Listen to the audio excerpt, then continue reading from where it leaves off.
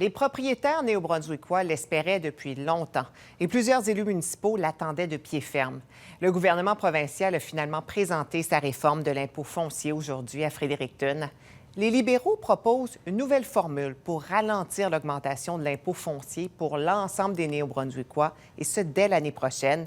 Et cette formule ne sera plus basée uniquement sur l'évaluation de votre maison. Voici le compte-rendu de Charles-Étienne Drouin. Merci tout le monde. Bonjour. Fredericton veut permettre aux Néo-Brunswickois de mieux composer avec les hausses marquées de l'évaluation foncière des maisons. Pour ce faire, la province a présenté mercredi un projet de loi pour rendre l'impôt foncier moins dépendant du prix des propriétés. Fredericton va ainsi proposer annuellement un taux d'imposition propre pour chacune des municipalités en fonction notamment de l'indice de prix à la consommation, des salaires et de la croissance démographique. Il sera suggéré une augmentation annuelle maximale des impôts et également un taux de stabilisation qui s'ajoutera à la facture.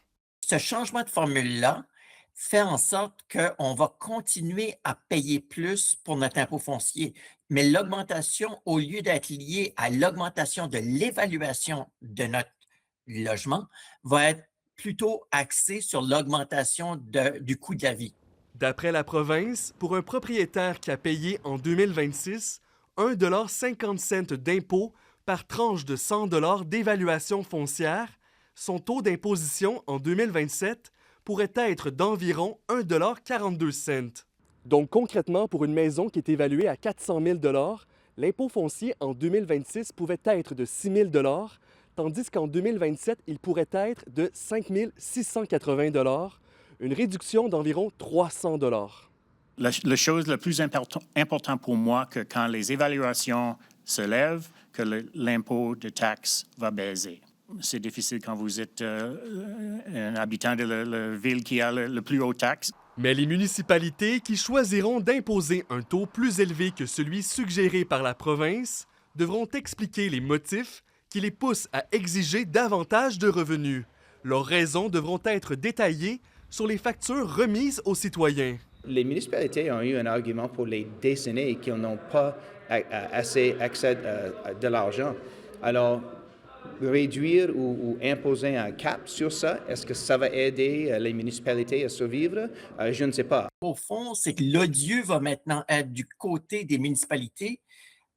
Avant, on n'avait rien à faire, les revenus augmentaient plus rapidement que l'inflation. Maintenant, on devra augmenter les taux d'imposition pour arriver à la même situation, donc qui va mettre les municipalités dans une situation difficile politiquement pour maintenir les services. L'expert en économie suggère une révision du programme de péréquation municipale pour venir en aide à certaines régions qui composent avec des défis financiers, comme Belle Bay et Campbellton.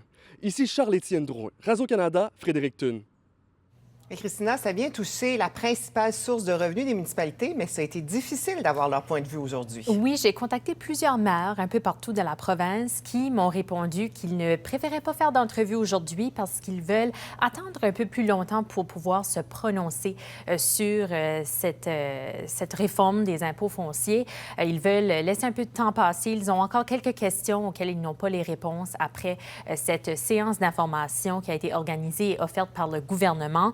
J'ai discuté avec Dan Murphy, qui est le directeur général de l'Union des municipalités du Nouveau-Brunswick. Il avoue avoir été déçu de la réforme. Il aurait aimé voir une réforme un peu plus globale et qu'il y avait encore certaines priorités pour les municipalités qui n'étaient pas nécessairement inclus, qui n'avaient pas été répondues justement dans cette réforme des impôts fonciers.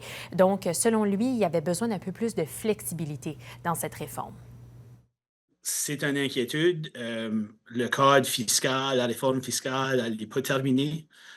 Chez nous, chez les municipalités, on dépend en moyenne de 85 % sur l'impôt foncier pour financer les budgets municipaux. Alors, n'importe quel changement qui se passe sur l'impôt foncier va avoir un impact sur les municipalités.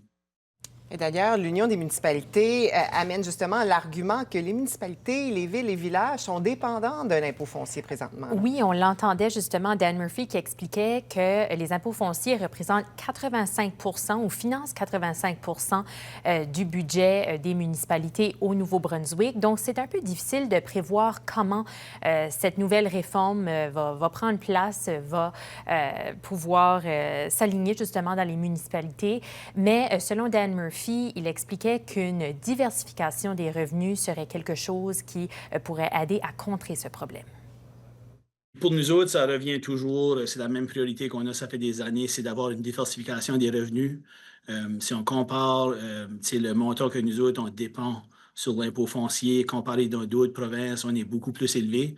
D'autres provinces ont plus de financements qui sont donnés par la province, comme au Québec, il y a un point de la TVH qui est partagé avec les municipalités. Alors chez nous, ça a été la façon de rendre l'impôt foncier plus abordable. Donc, chaque municipalité qui a ses particularités et justement la façon dont cette réforme va être appliquée un peu partout va être différente. Donc, il faudra certainement attendre voir, donner un peu plus de temps aux municipalités de s'y ajuster. Il faudra voir aussi le taux qui sera proposé par le gouvernement aussi aux différentes municipalités. Beaucoup de questions qui restent sans réponse. On y reviendra. Merci, Christina. Merci, Karine.